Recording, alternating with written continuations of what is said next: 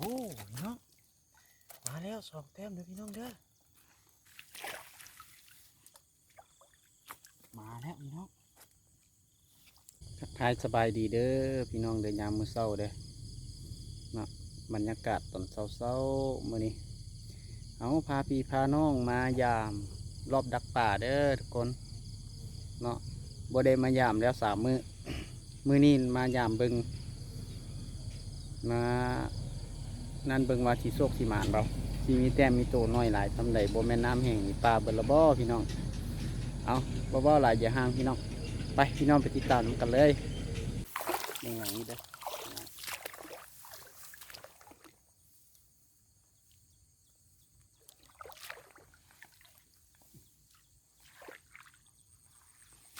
พวกหลายบ่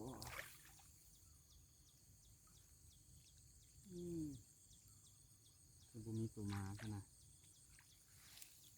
คือบ่มีแก้มขนาด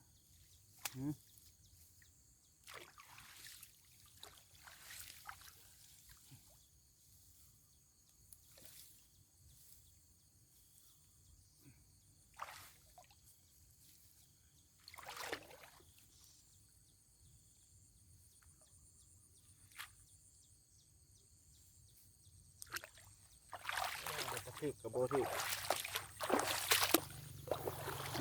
บ่ถือแก้มพี่น้องเอ้ยมันคือบ่ถือจักโตซะหน่อย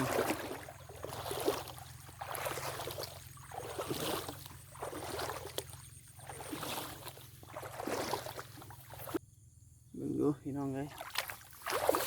มันหยังเด้อสิหมานบ่นี่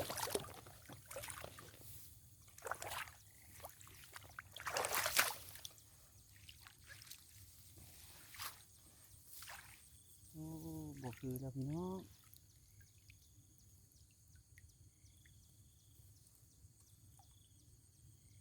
บ่คือแล้วบ่คือแล้ว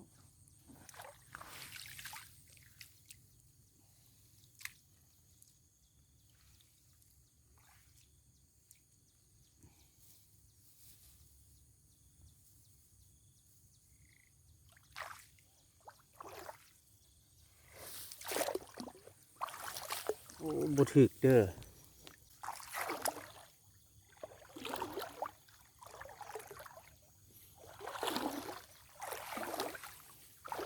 ไปต่อ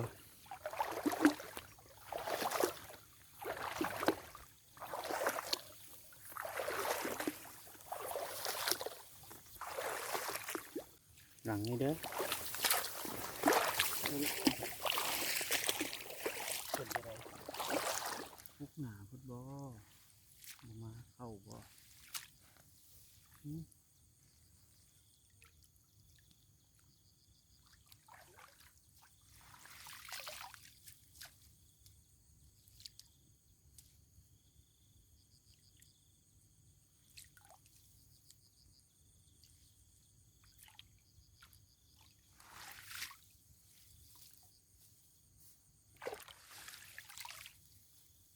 เป็นกระทืบกระทืบกระทืบ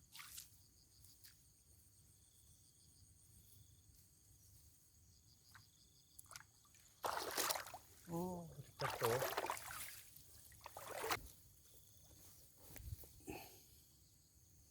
เอาเล่นไปเด็ดเนี่ยสัก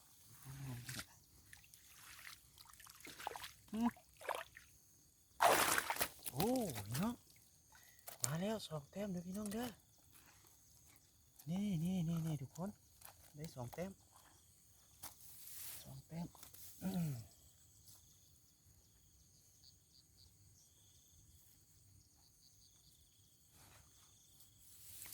สองแต้มเด้อพี่น้องสองแต้มนี่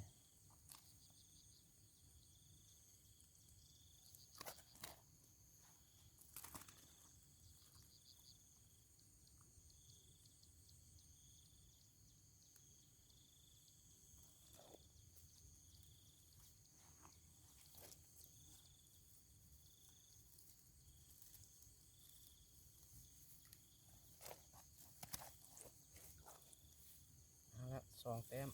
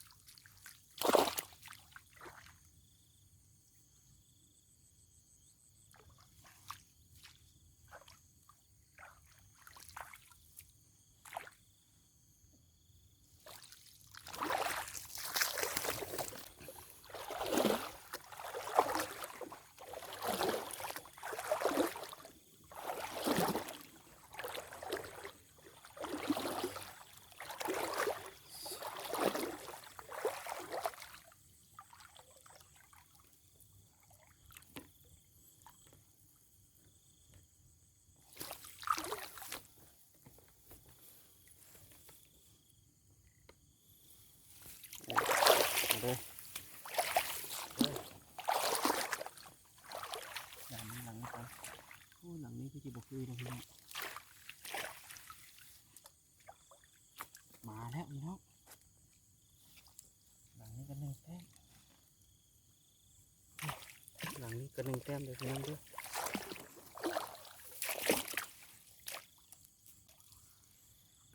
พี่น้องเด้อพอเด้อบ่ใหญ่ซ้ำดำห้านี่แหละคนมาละ3 แต้ม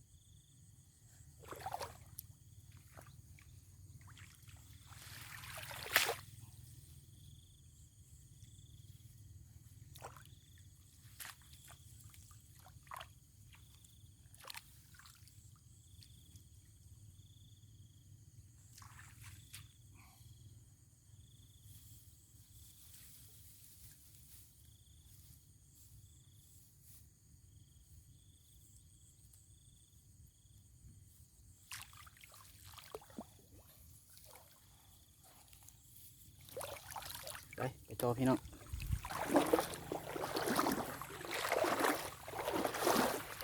หนังนี้ดิเดี๋ยวจบโอ้คือว่าอันนั้นเอาไปบังตาพุ่นละบ่ทีหลังเนี่ย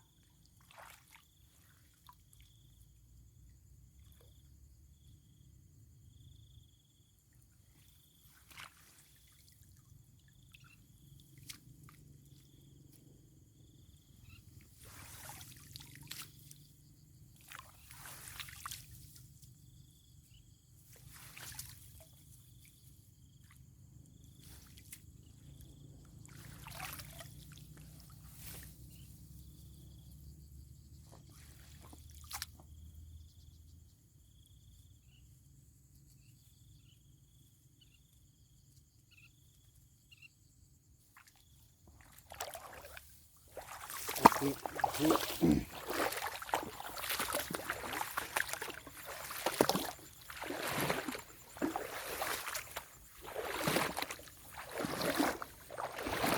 อีก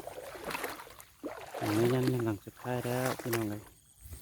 หลังสุดท้ายหลังท้ายสุดแล้วเบิ่งนี่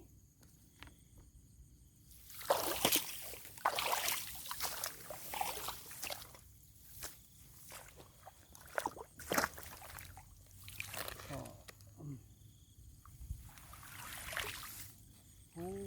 ไอ้นี่ตายกันพี่น้องบักไงเลยนี่ตายพี่น้องเอ้ยตายซ้ำตัวนี้ตายซ้ำโอ้ยสิได้ด้วยนะ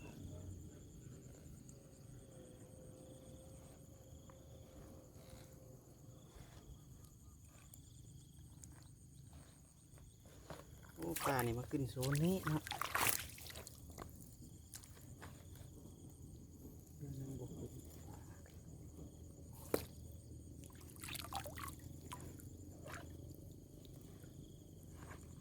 ปลานี่มาขึ้นตรงนี้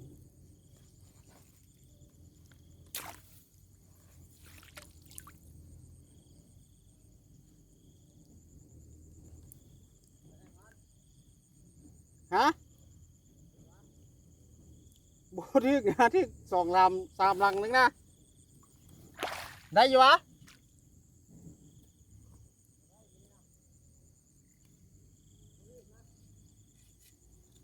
น้ำมันลงนะอืม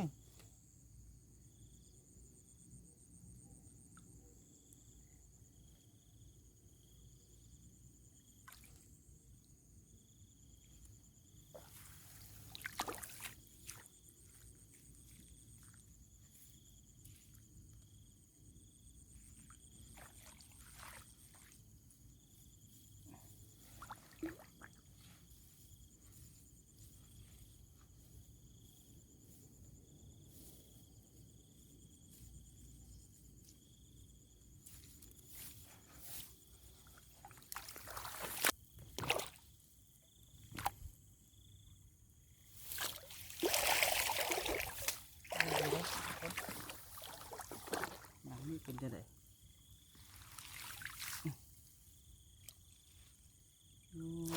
ปอกน้อยบ่ที่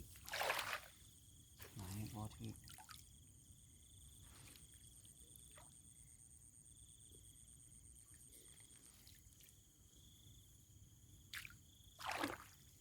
ข้างงูเข้านี่นะบ่ที่เลยนะโอ้กัดจนมามุน